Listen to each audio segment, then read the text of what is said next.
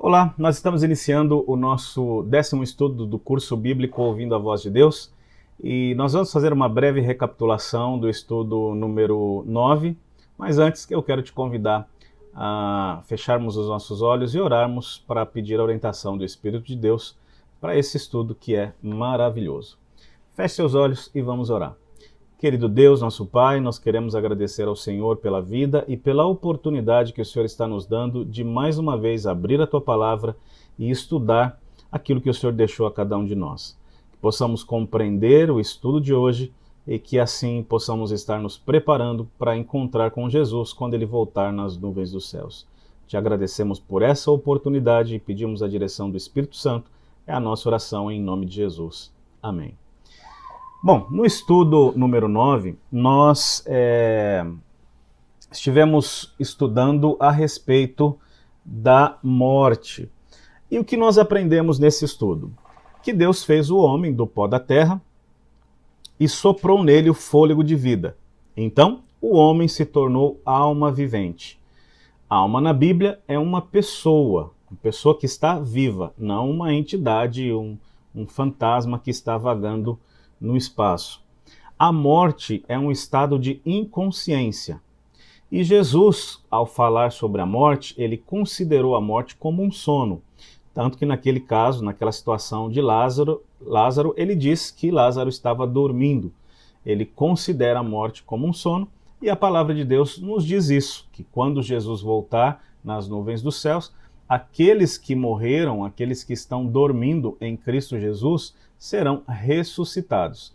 Eles levantarão novamente para ver a volta de Jesus e estar depois para sempre com Ele nas nuvens dos céus. Nós vimos também nesse estudo que os mortos não sabem de coisa alguma. Quando a pessoa morre, a mente se apaga, o corpo volta a ser pó e o fôlego de vida volta a Deus. Os mortos justos ficarão na sepultura até a volta de Jesus. Isso foi o que nós vimos no estudo número 9. E nesse estudo, o estudo número 10, nós vamos então ver a respeito da nova terra. E aqui nós vemos alguns conceitos que são bastante importantes neste estudo número 10. Vamos então para esses conceitos. Aqui nós vemos que a nova terra, nesse novo país, na Canaã celestial, não haverá mais pecado. Deus enxugará, Jesus enxugará dos olhos toda lágrima. Alguns desses princípios, alguns desses acontecimentos, nós podemos ver no livro de Apocalipse, no capítulo 21. Não haverá mais morte, nem luto, nem dor. Não existirão desemprego, ódio, separação, nem desigualdades. Também não haverá mais situações de separação. Viveremos eternamente. O leão e o cordeiro pastarão juntos. E o sábado será um dia especial de adoração. Também teremos mansões e trabalho útil. Conviveremos pessoalmente com Cristo. E eu gostaria de ler este pensamento aqui. Todos nós almejamos ardentemente um mundo sem dor, sofrimento, luto e nem pranto. Cansados como estamos deste mundo atual e sem dores. Para a mentalidade materialista e descrente, isso é utopia.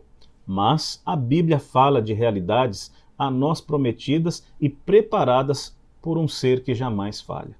Bom, então nós vamos à primeira pergunta do estudo de hoje, que é a seguinte: o que o Senhor prometeu criar após o milênio? E esse texto está lá em 2 Pedro, no capítulo 3, o versículo 13. Então, abra a tua Bíblia aí, em 2 Pedro, capítulo 3, versículo 13. Eu estou abrindo a minha Bíblia aqui e você abra a sua Bíblia aí. Abriu? Aê! 2 Pedro, capítulo 3, versículo 13. Diz assim: Mas nós, segundo a promessa, aguardamos novos céus e nova terra em que habita a justiça. E nós aguardamos, como diz o texto, agora eu coloquei aí, mas é bom que você acompanhe na sua Bíblia. Nós, porém, segundo a sua promessa, esperamos novos céus e nova terra, nos quais habita a justiça.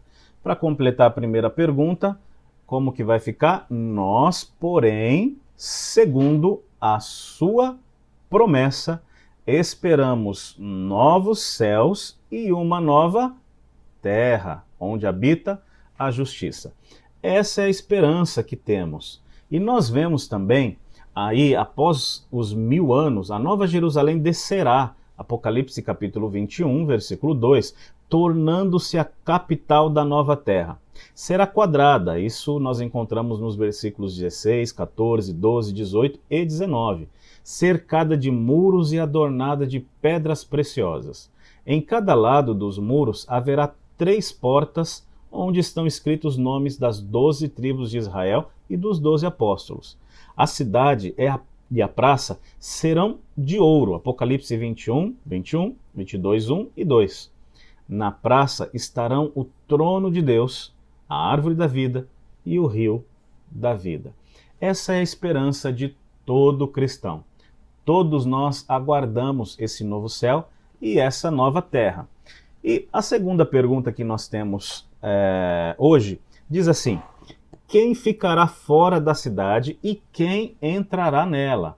Nós temos aí os textos de Apocalipse 21, versículo 8 e 27, e 2 Coríntios 6, 9 e 10. Abra a tua Bíblia para que a gente possa acompanhar essa leitura. Ok? Pegou a sua Bíblia, a gente sempre coloca aqui na tela, mas é sempre bom você ir acostumando a folhear e a encontrar os livros da Palavra de Deus na sua própria Bíblia e confirmar isso que está escrito na tela, se é exatamente o que está aí na tua Bíblia. Apocalipse, capítulo 21, versículo 8, diz assim: quanto, porém, aos covardes, aos incrédulos, aos abomináveis, aos assassinos, aos impuros, aos feiticeiros, aos idólatras e a todos os mentirosos, a parte que lhes cabe será no lago que arde com fogo e enxofre, a saber, a segunda morte. Olha que coisa interessante. A palavra de Deus aqui está dizendo a respeito de uma segunda morte. E essa segunda morte foi preparada para todos esses que nós acabamos de ver aqui. Ou seja, em outras palavras, a Bíblia está dizendo que aqueles que não aceitaram a Jesus e não quiseram colocar a vida nas mãos de Jesus, esses, é claro, ao fazerem isso, se aproximam do pecado. E a segunda morte foi preparada para esses. Outro texto que nós lemos, Apocalipse 21, versículo 27, diz assim: nela nunca jamais penetrará coisa alguma contaminada, nem o que pratica abominação e mentira, mas somente os escritos no livro da vida do Cordeiro. Ou seja, aqui está falando a respeito dessa nova terra. Quem estará lá? Aqueles que estão escritos no livro da vida do Cordeiro. E sabe quando o nosso nome é escrito no livro da vida do Cordeiro? Quando aceitamos Jesus como nosso Salvador e somos batizados. Talvez você pergunte, mas e aquele que não teve a oportunidade de ser batizado porque estava no leito de morte e não saiu deste lugar para que pudesse ter essa oportunidade de ser batizado? Bom, Deus sabe o coração e a sinceridade de cada um, como também Deus sabe aquele que às vezes está no leito de morte, faz várias promessas a Deus e quando sai de uma internação, de um hospital, de uma situação difícil, às vezes esquece que Deus até existe e às vezes esquece de cumprir aquilo que havia prometido. Deus conhece tanto esse, como Deus conhece aquele também que descansou, que infelizmente acabou morrendo, mas que se tivesse a oportunidade de continuar vivo, que faria aquilo que havia prometido, que buscaria Deus e com certeza entregaria a vida nas mãos dele. Deus conhece isso e isso vai ficar muito claro quando ele voltar e vamos entender por que alguns serão salvos e outros não. Bom, o outro texto que nós vamos ver agora está em 2 Coríntios capítulo 6, versículo 9 e o versículo 10. E diz assim: como desconhecidos e, entretanto, bem conhecidos, como se estivéssemos morrendo, e contudo, eis que vivemos, como castigados, porém não mortos, entristecidos, mas sempre alegres, pobres, mas enriquecendo a muitos, nada tendo, mas possuindo tudo. Bastante interessante esse texto, né? Bom, respondendo à nossa pergunta, ela vai ficar assim então: quem ficará fora da cidade e quem entrará nela? Nós lemos esses textos e então nós vamos preencher a nossa pergunta para saber quem ficará fora e quem ficará nela, mas os textos já deixaram bastante claro. Ficarão de fora quem? Os incrédulos, assassinos, impuros, feiticeiros, idólatras e mentirosos. Entrarão somente aqueles que têm o nome no livro da vida. E como eu mencionei, nós temos o nosso nome escrito no livro da vida. Quando nós aceitamos Jesus como nosso Salvador, somos batizados, o nosso nome então é escrito no livro da vida. A próxima pergunta, pergunta número 3, ela diz assim: o que não haverá na nova terra? O que não vai existir na nova terra? Nós temos aí o texto de Apocalipse 21:4, Isaías 36:5, 6, 9 e 10. Algumas coisas a gente já mencionou anteriormente, mas vamos ler então Apocalipse capítulo 21, versículo 4. Diz assim: e lhes enxugará dos olhos toda lágrima, e a morte já não existirá. Já não haverá luto, nem pranto, nem dor, porque as primeiras coisas passaram. O outro texto, Isaías 35, versículos 5 e 6, diz assim: então se abrirão os olhos dos cegos e se desimpedirão os ouvidos dos surdos. Os coxos saltarão como servos, e a língua dos mudos cantará, pois águas arrebentarão no deserto, e ribeiros no ermo. Seguindo a sequência dos textos de Isaías, ali não haverá leão, animal feroz não passará por ele, nem se achará nele, mas os remidos andarão por ele. Os resgatados do Senhor voltarão e virão a Sião com cânticos de júbilo. Alegria eterna coroará a sua cabeça. Gozo e alegria alcançarão, e deles fugirá a tristeza e o gemido. Bom, vamos para a resposta da nossa pergunta número 3. Bom, o que não haverá na nova terra? Morte, luto, pranto e dor? Verdadeiro ou falso? Essa tá fácil, né? É verdadeira. Na nova terra não existirão morte, luto, pranto ou dor. Na nova terra não existirá vida eterna? Verdadeiro ou falso? Acho que essa também tá fácil. É claro que é falso. Nós estaremos na nova terra e, é claro, por toda a eternidade.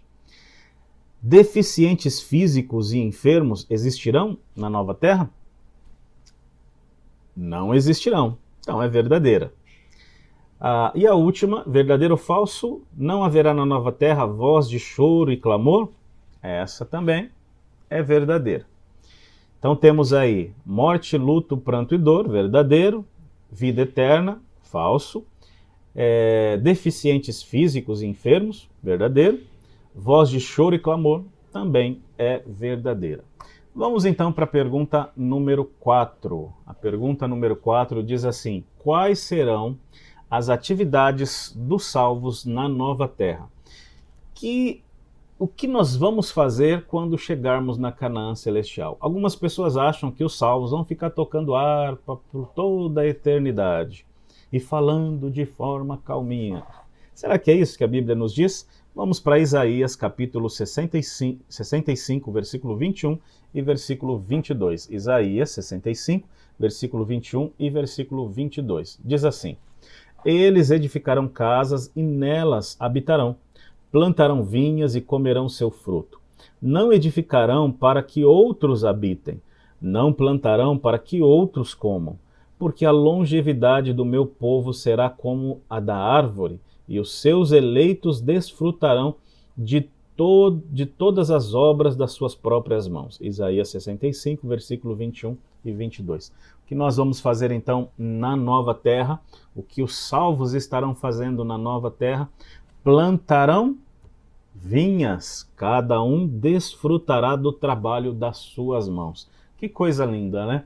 Deus vai restaurar todas as coisas e o trabalho será um trabalho onde nós iremos realizar, cultivar as plantas, edificar as casas, como diz o texto, e isso será uma grande bênção, principalmente porque nós não iremos cansar, tudo será perfeito.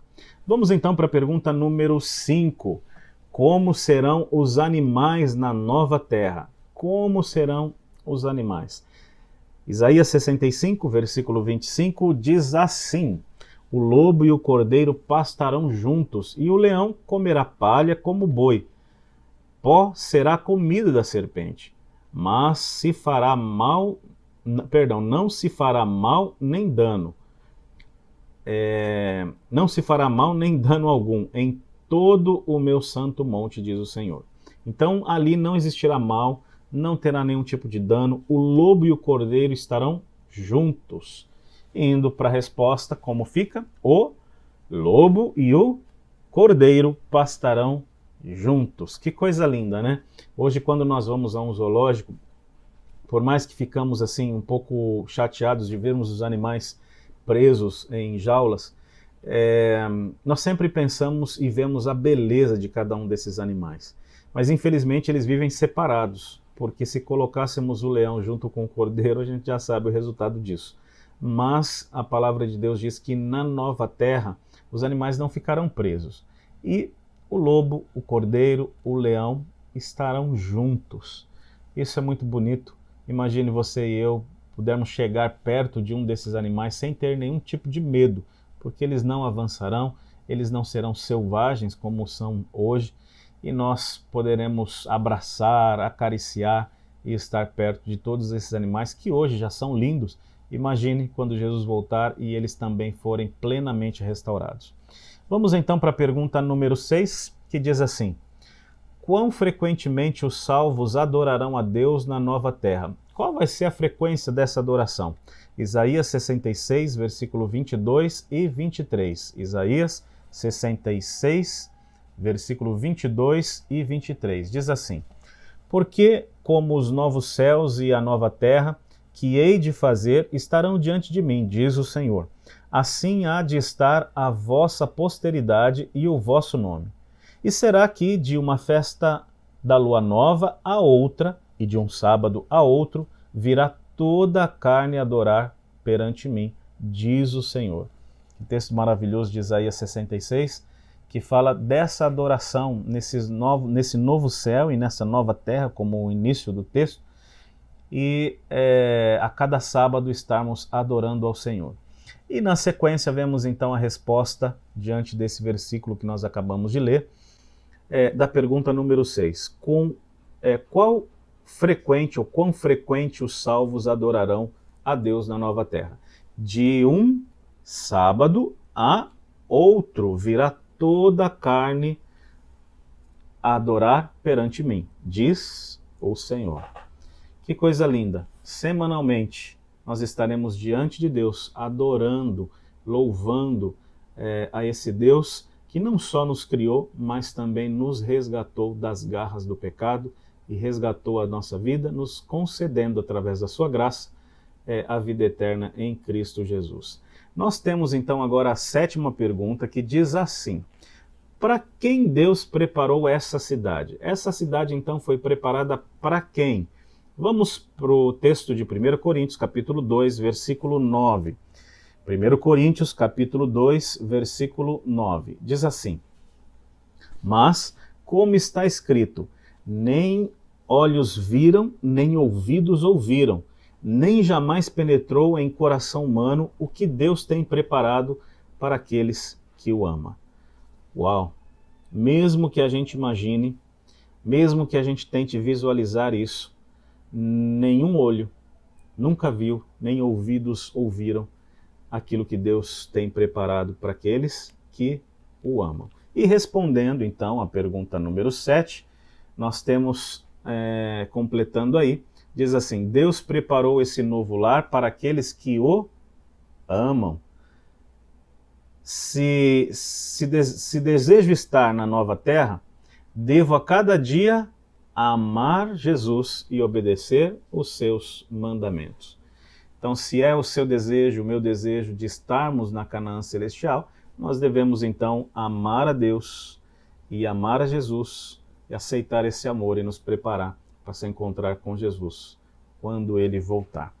A pergunta número 8 diz assim: qual é a marca daqueles que amam a Jesus? Qual é a marca daqueles que amam a Jesus? João, capítulo 14, versículo 15, nós vemos a resposta a essa pergunta, que diz assim: se me amais, guardareis os meus mandamentos. Se me amais, guardareis os meus mandamentos. João 14, versículo 15. Respondendo então, fica assim: aquele que me ama guardará os meus mandamentos. Que coisa linda!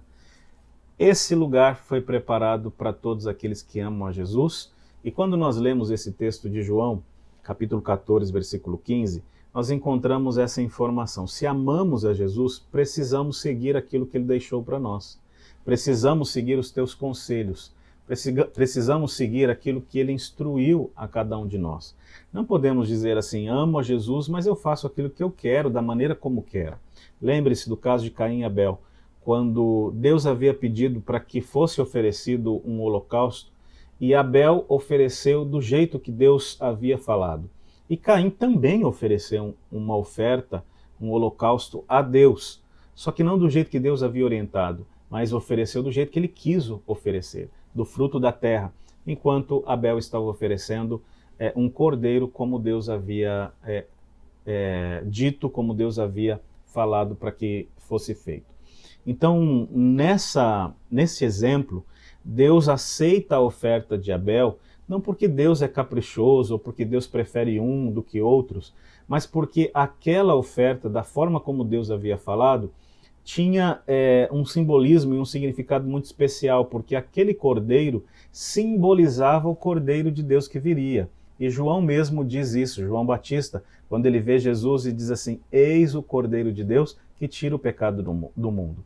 Então nós precisamos entender que nesse relacionamento entre nós e Deus, nós precisamos fazer a vontade de Deus, porque tudo isso tem um significado e uma importância espiritual designada por Deus e que aponta a salvação em Cristo Jesus. E não fazer da forma como nós nos convém, ou da forma como achamos melhor, ou da forma como achamos mais bonito talvez, mas temos que fazer conforme ele nos orientou. E esse texto de João, capítulo 14, versículo 15, diz exatamente isso: se me amais, guardareis os meus mandamentos. Ou seja, se você me ama, você vai fazer a minha vontade.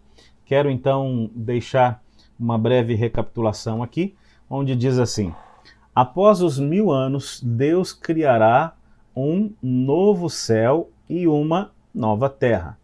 Não haverá mais doenças, desemprego, diferenças sociais, ódio, separações. A capital da terra será a Nova Jerusalém, cidade cercada com muros revestidos de pedras preciosas e onde estará o trono de Deus e do Cordeiro. Nela entrarão os que têm o nome no livro da vida e que amam a Jesus. Se esse é o seu desejo, você pode fazer agora o seu compromisso de fé. E se você concordar, você pode aí no seu estudo marcar um X, onde estão essas frases, esses pensamentos que dizem assim: creio que Jesus está preparando uma morada para mim. Se você concorda e se você acredita que Jesus está preparando um lugar para você e para sua família, marque um X em atitude de aceitação dessa verdade. Desejo amá-lo de todo o meu coração. Se é o seu desejo amar a Jesus com toda a tua força, com todo o teu entendimento, marque um X nessa sentença. Quero ter a marca daqueles que amam a Jesus. Assim como nós acabamos de ler, se você quer ter a característica ou as características, a marca daqueles que amam a Jesus, quer fazer a sua vontade, guardar os seus mandamentos, marque um X e assuma um compromisso com Jesus. Bom, esse estudo nós vimos esse lugar tão lindo que Deus foi preparar para todos nós. lugar onde habita a justiça, um lugar onde não haverá mais dor, pranto, tristeza, dor, morte. Um lugar que para muitas pessoas que não acreditam na Bíblia é apenas uma utopia, uma forma de as pessoas desenvolverem algum tipo de esperança.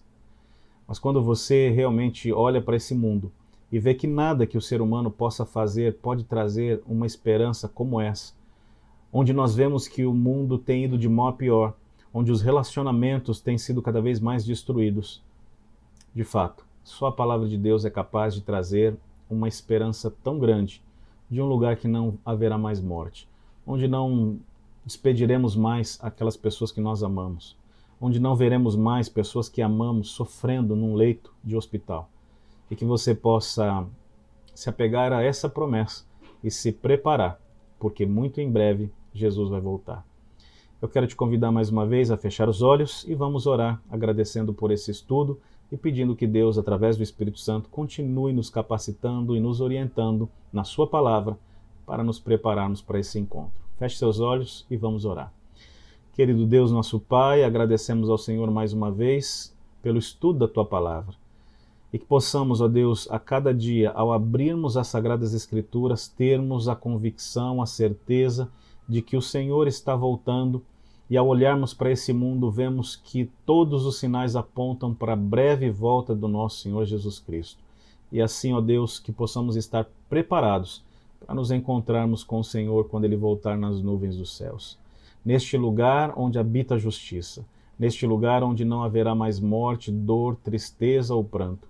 E se hoje alguém está triste porque perdeu alguém que ama, se hoje alguém está triste porque os relacionamentos foram quebrados entre esposo e esposa, entre filhos e pais, entre amigos, entre vizinhos, que através da esperança de Cristo Jesus e dessa nova terra, possamos, ó Deus, nos alegrar que nenhum desentendimento, nenhuma quebra de relacionamento existirá, porque o Senhor se fará presente e todas as coisas, inclusive nós mesmos, seremos restaurados.